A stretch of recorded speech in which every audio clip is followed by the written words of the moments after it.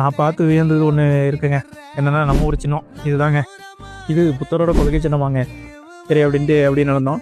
அப்புறம் ஒவ்வொரு கோயிலாக போயிட்டு அங்கே பார்த்தா மானுக்கு வணக்கம் போட்டோம். வணக்கம் போடல, அந்த கோயிலுக்கு போயிட்டு ஒரு வேண்டுதலை போடுவோம் அப்படின்ட்டு நடக்க ஆரம்பித்தோம். கோயில் எல்லாமே ரொம்ப லாங்கு, நடந்தாச்சு. பயணம் தான் கடைசி வரைக்கும். அங்கே பார்த்தா வயசானவங்களாம் நம்மளை விட வேகமாக நடக்காங்க. உடனே நம்மளும் வேகமாக நடந்தது. அங்கே போய் பார்த்தா சிலை இல்லை, கேட்டால் இயற்கை வழிபாடுன்ட்டாங்க. சரி அந்த சாமியை கும்பிட்டுன்னு இயற்கையை கும்பிட்டுட்டு அங்கேருந்து கிளம்பிட்டோம். ஒரு மானை தேடி அலைய ஆரம்பித்தோம். மானு கண்ணில் வெட்டுற மாதிரி இதெல்லாம் இப்போ ஏறிக்கிட்டே தான் வந்தோம். கடைசியில் எந்த வரைக்கும் போயிட்டு திருப்பி இறங்க ஆரம்பித்தோம்.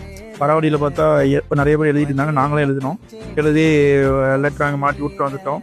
அதுக்கப்புறம் மானை கண்டுபிடிச்சி வணக்கத்தை போடுறியா இல்லை எப்படின்னு கேட்டதுக்கு அது முடியாதுங்கிற மாதிரியே இருந்துச்சு. உடனே கடைசியில் நம்ம சாப்பாடை மட்டும் பிடிங்கிற மாதிரி இருந்து கடைசியில் ஒரு வணக்கத்தை போட்டான். சீக்கிரம் சாப்பாடை போட்டுறான், முக்கிய போகிறேன். வணக்கத்தை போட்டு அந்தாக்க அங்கேருந்து ஜெயிச்சிட்டோம் மாறாங்கிற ஃபீலிங்கில் நடந்து அப்படியே பசங்களை கண்டுபிடிச்சிட்டு அங்கேருந்து வெளியே போகிறதுக்கு அப்படியே நடக்க ஆரம்பிச்சிட்டோம். அப்படியே நடந்து பசங்க கூட சேர்ந்து அப்படி பேசிக்கிட்டு அந்த இடத்த விட்டு அப்படி கிளம்பிட்டோம்.